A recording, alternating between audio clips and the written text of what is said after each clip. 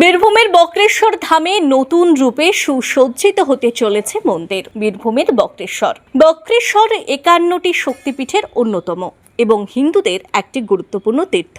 এ কারণে অজস্র মন্দির গড়ে উঠেছে বক্রেশ্বরে। দেবী এখানে দশভুজা রূপে পূজিতা হন। এছাড়াও প্রতি বছর শিবরাত্রি উপলক্ষে বক্রেশ্বরে বিশাল মেলা, সাংস্কৃতিক অনুষ্ঠান, হোমযজ্ঞ, পুজো অনুষ্ঠিত হয়। আর সেই বহু প্রাচীন মন্দির ভগ্নদশায় পরিণত হতে চলেছে দিনকে দিন। বাইরে থেকে বহু ভক্তবৃন্দরা আসে এই বীরভূমের বক্রেশ্বর ধামে। আর ইতিমধ্যেই বহু প্রাচীন মন্দিরগুলির সংস্কারের কাজ হাতে নিয়েছে পুজো কমিটি কর্তৃপক্ষ।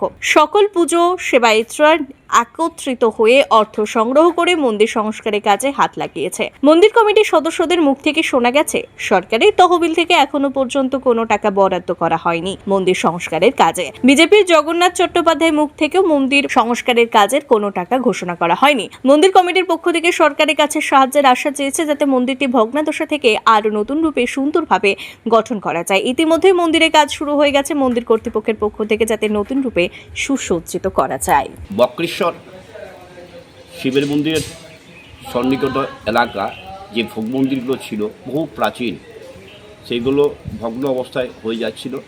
সেগুলো ভেঙে নতুনভাবে সুসজ্জিত করার পরিকল্পনা নিয়েছে সেবায়ত কমিটি, এবং সেবায়ত কমিটি মানে অর্থ সহায়তায় সবাইকে একান্তভাবে কামনা করছে।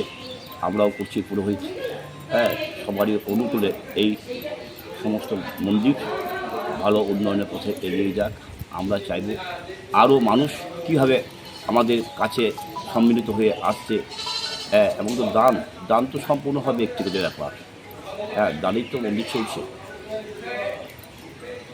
আপনার নাম? বাবলু চক্রবর্তী।